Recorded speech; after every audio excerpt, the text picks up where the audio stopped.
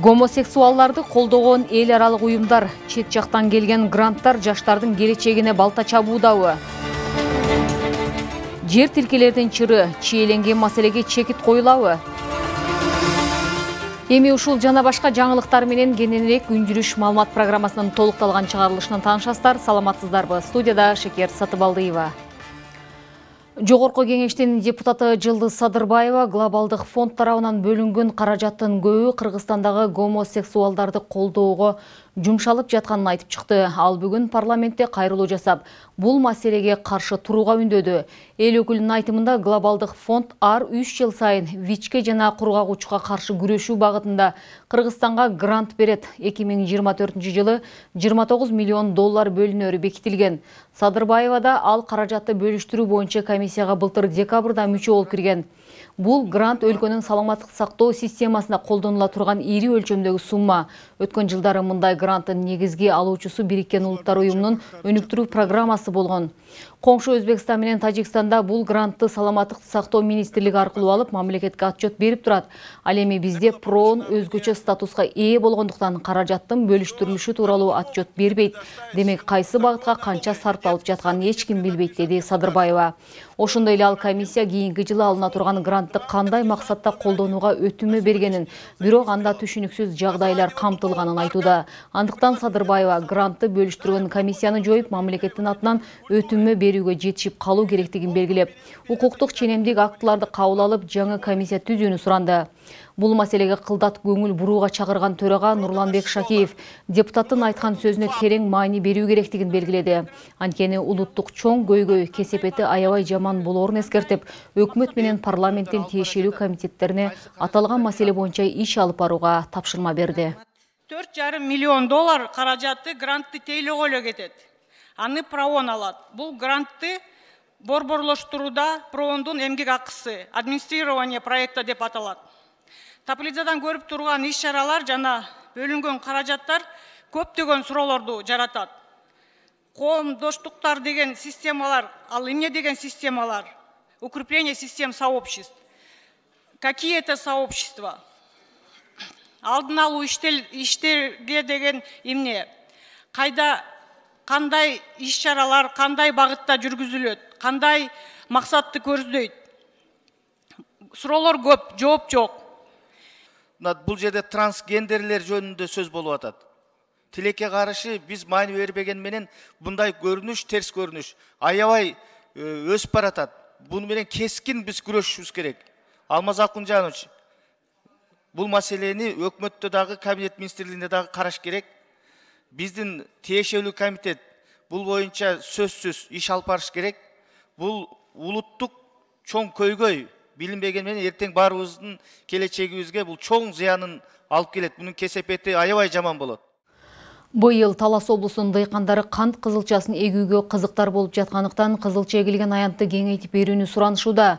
Бул туурасында депутат Дастамбек Жумабеков бүгүн жогорку кеңештин ар кандай маселе учурунда токтолуп, Кайыңды кант заводу келишимдин негизинде 500 гектар аянтка гана мүмкүнчүлүк берерин айтып чыкты. Мындан сырткары эл өкүлдөрү тарабынан бир катар социалдык, экономикалык көйгөйлөр көтөрүлдү. Жыйындын жүрүшү туурасында кийинки материалда. Аба ырайы жылыганы менен Лейлек районундагы унаа жолдорун оңдоо иштери баштала элек. Буга жогорку кеңештин депутаты Камила Талиева парламенттин ар кандай маселе учурунда токтолуп, транспорт министрлигине кайрылды. Эл өкүлү министрлик абанын температурасы +15 градуска чейин жылыганда курулуш иштерин баштаарын айтып, убада бергенин эске салып, али күнгө чейин жумуш баштала электигине токтолду. Жол транспорт министрлиги айтты эле +15 градус болсо баштайбыз деп өткөндө.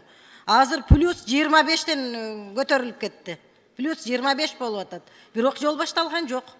Мен айтат элем, арка 2 Мурас автожолу.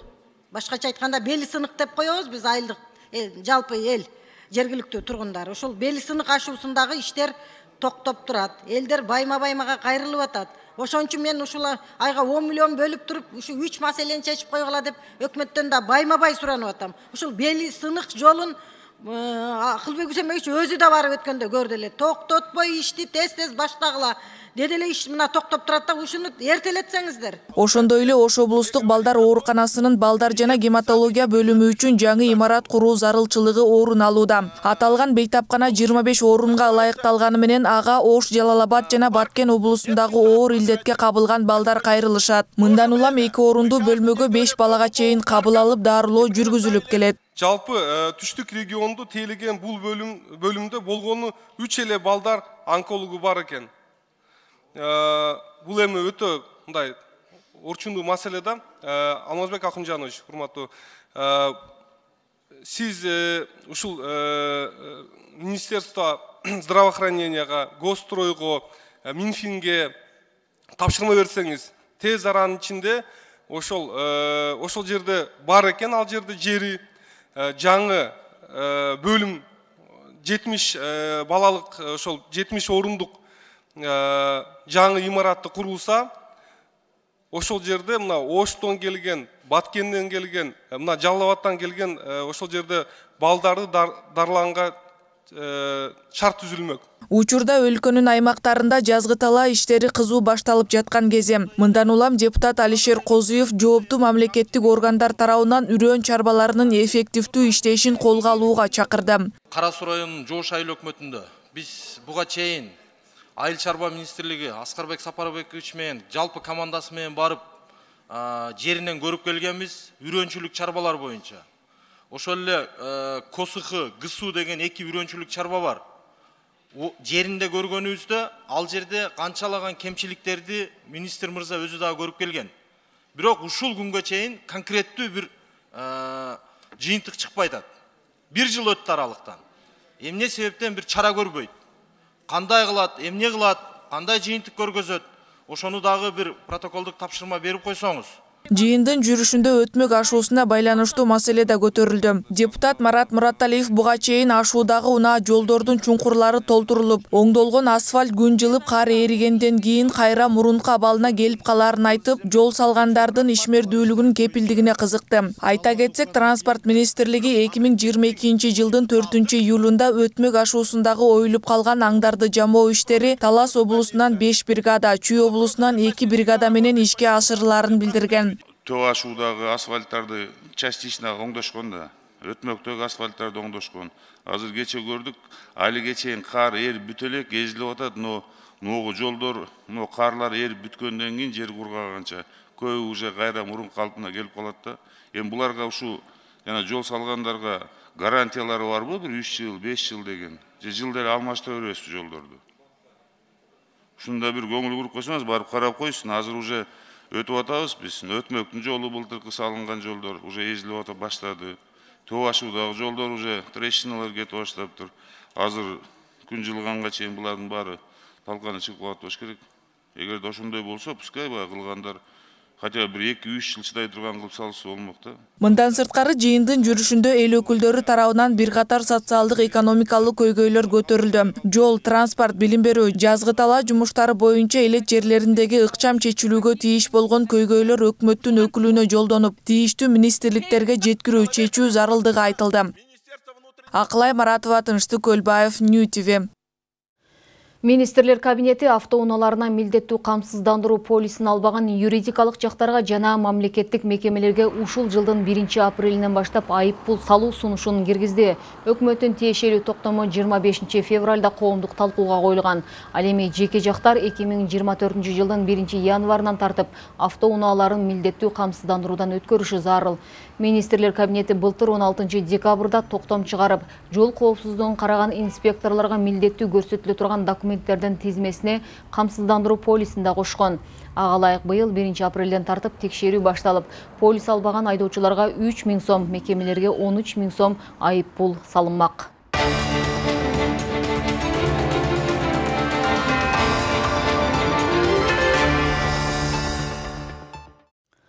Бишкектеги Ак Ордо жаңы конушунда үйү түрттүрүлүп, 4 баласы менен көчөдө калган келиндин окуясынан кийин бул окуяга өлкө башчы өзү аралашып, айрым жетекчилерди иштен бошотту. Ошондой эле Чүй жана Ош облустарында, Ош шаарында жер мунапысы боюнча жобонун аткарылышын текшерүүнү тапшырды. Мыйзамсыз турак-жай курулган миңдеген гектар жерде документтештирүү жараяны өкмөт үчүн оңойго турбай жатыптыр. Анткени колдон колго сатылып, айрым учурда бир эле участокко 2-3 киши ээлик кылган мисалдар арбын. Коомчулукту дүрбөткөн маселе кандай чечилет? Бул туурасында Тазагүл Эмилбекованын материалында. 3 мартта үйү түртүлгөн Ак Ордо конушунун 4 балалуу тургуну Марал Шаболотованын тамын кайра салуу башталды. Бул тууралуу президенттин кеңешчиси Эрнист Ашымбаев Фейсбуктагы баракчасына жарыялап, үйдү кайра салууну мамлекет башчы Садыр Жапаров демилгелегенин билдирген. Биздин чыгармачыл топ аталган жайга барганда үйдүн орду тазаланып калыптыр. Ал эми Марал Шаболотованын үйүн соттун чечимине таянып, 1 мартта түрттүрүп салган кошунасы Толкун Самудинова да өз чындыгы бар экенин айтып, президентке кайрылуу жолдоду. Мен деле кыйналып атам, мен деле неме кылам? Анан бир 4 балам менен көчөдө калдым деп неме кылып койгон эле немеге чечим чыгара береби? Анда соттор эмнеге иштеп атат? Мыйзам эмнеге иштеп атат? Андай болбойт да. Мен да акыйкат чечим чыгарып беришин каалайм. Мен дагычы президенттен суранам. Мен дагы укпаса, мен дагы элдин алдына чыгам, ак үйдүн астына чыгам. Мен бул жерге үй салдырбайм. Мен да квартирада жашайм. Мен дагычы, мен да ушул жерге жашаганга укуктумун. Мен бул китепти жана митирка алып, анан паспорт алат го. Ошо сыяктуу эле мынакей айыл өкмөттүн печаты менен мына бул менин митиркам. Мындан 2 күн мурун жер мунапысы боюнча иш жүргүзүүдө шалакы мамиле жасаган үчүн президенттин Чүй облусундагы өкүлү менен Сокулук районунун акими кызматтан алынган. Бийлик Бишкектеги жаңы конуштардагы жер тилкелери мыйзамдаштырууну жөнөкөйлөштүрүү үчүн жер мунапысы жөнүндө жобого өзгөртүү киргизип, жер мунапысы тууралуу өкмөттүн токтомунун 27-пункту жойгон. Анда жерге кызыл китеп берүү үчүн мурунку жер ээсинин макулдугу талап кылынбайт. Бирок аталган конуштардагы үлүш ээлердин ээсибиз деген айрым жарандар жобого өзгөртүү киргизүүгө каршы болушууда. Айтымдарында бул бөлүм алынса жер басып алгандар, ортомчулардан сатып алгандардыкы мыйзамдаштырылып кетерин айтышууда.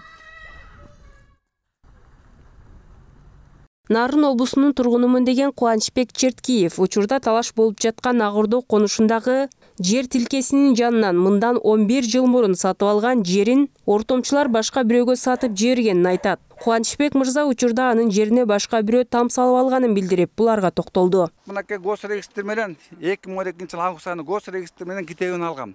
Бул айыл чарбасына багытталган деген жер деген деп берген магачы. Анан ал там салып алса, ал кишиники мыйзамдуу болуп калып атат да. Берки басып алган кишиники мыйзамдуу болуп калып атат. Мен жүрсөм меники мыйзамсыз болуп калат китебим. Мен болсо мыйзамдуу деп эле жүрүп атам ушунга чейин. Мен китебим бар. Тигилер болсо сот менен сүйлөшүп коет экен, сотко бир нерсени берип коет экен, же тааныш болуп алат экен. Ошонун негизинде жумуштар бүтүп калып атат окшойт. Кыргызстанда жер мунапысы алкагында дээрлик 29 000 гектар жер трансформация болгонун жатат. Эң алды Бишкектеги Сокулук жана Аламүдүн райондоруна караштуу 2009 жылга чейин Сугат жана Айдоо жерлерге турак-жай тургузуп алган жарандардын маселеси чечилип жатат. Бүгүнкү күндө айыл чарба багытындагы 549 гектар жер тилкеси трансформацияланып, 13 000ден ашыгына техникалык паспорттор берилди. Тиешелүү кызматтар мыйзамсыз турак-жай курулган миңдеген гектар жерди документтештирүү жараяны жай жүрүп жатканын, бирден бир себеби катары колдон колго сатылып, айрым учурда бир эле участокко 2-3 киши ээлик кылган мисалдар болуп жатканы менен түшүндүрөт. Мындай тилкелер териштирүү бүткөнчө сот тарабынан камакка алынууда. Республика боюнча айтсак, республика боюнча бүгүнкү күндө ошо биз алдын ала айткан 30 000 гектарлар дагы бүгүнкү күндө райондук мамлекеттик администрациялар тарабынан такталып атат. Ал боюнча тийиштүү иштерди ошо жеринде ыкчам түрдө чечүү үчүн ошо райондук мамлекеттик администрациялар иштеп атышат да. Ал эми 30 000ден көбөйүбү азаябы бул убакыт көрсөтөт. Жогорку кеңештин депутаты Жалалидин Нурбаев өлкө башчынын 27 бөлүмдү жокко чыгарууну тапшырганы туура болгонун айтып, талаштуу жерде жашап жаткан көпчүлүк карапайым эл эч кандай жер басып албай эле өз мээнети менен иштеп тапкан кызылдай акчага жер алып там тургузгандар дейт. Эл өкүлү бул жерде жер алып саткан ортомчулардын иши каралышы керектигин айтат. Нурбаев мындай жагдайлар кайталанбашы үчүн калктуу конуштардын башкы пландарын иштеп чыгуу боюнча жүргүзүлүп жаткан иштерди жакшыртуу керектигине токтолду. Республиканын бардык четинде бар, региондордо бар. Мына биз жакында Лелек, Баткен облусунда бар, Лелек районунда болдук. Ал жерде да ушул көйгөйдү айтышты. Ал жерде да айтып атат, биз дейт бардыгын даярдап койгонбуз. Ошол Маданият министрлигинен келбей атат, тиякпек келбей атат, корутундулар берилбей атат дегенден, анан айттык эле ал жерге барып Маданият министрлигинен азыр барып көрүп келди. Мен айтайын дегеним бул бардык маселелерди иретке келтирүү үчүн бир убакыт аз да. Президент 2 жылга эле берди. Аны эртелетпесе, азыр акимдер дагы ошол кызматтагы иштеп аткан бардык кызматчылар эртең кайра эле сөгүш алып калат. Жер, укуктук маселелерди жөнгө салуу жөнүндө мыйзамда жер мунапысы жарыяланып, адамдар мыйзамсыз курулган жерлерди мыйзамдаштырууга мүмкүнчүлүк алышкан. Буга чейин Кызыл Ките үчүн өлкө боюнча жалпысынан 89 миңден ашуун арыз түшкөн. Жыл ичинде Сокулук району боюнча болгону 341 кызыл китеп берилген. Ак Ордо конушунда эле 15 миңдей тургун кызыл китеп алууга арыз берген. Тазагүл Эмилбекова, Бекназар Арыкбаев, Нью ТВ. Жогорку соттун басма сөз кызматы Бишкектин четиндеги Ак Ордо конушунда Марал Шаболотованын үйү түрттүрүлгөн жер боюнча соттун буга чейинки чечимдери жокко чыгарылбаганын, ал азырда күчүндө экенин билдирди.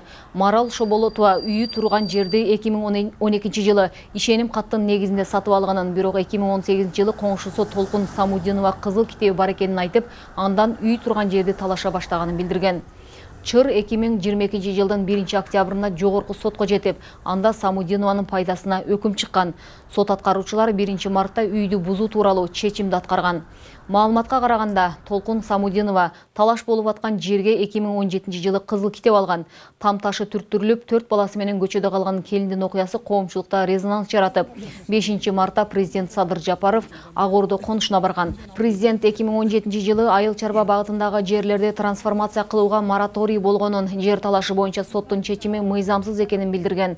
Мындан тышкары ишти караган судьялардын кызыкчылыгы болсо, аларды да жоопко тартуу тапшырмасын берген.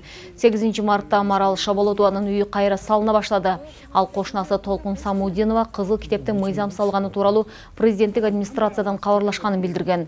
Конституция боюнча жогорку соттун чечимдери акыркы болуп саналат жана даттанууга жатпайт. Бүгүн Борбордогу номер 93 мектепте көчмө бала бакча аталышындагы иш-чара болуп өттү. Анда бала бакчага түрдүү себептер менен тартылбай калган 3-5 жаштагы балдардын ата-энелери менен жолугушуу болду.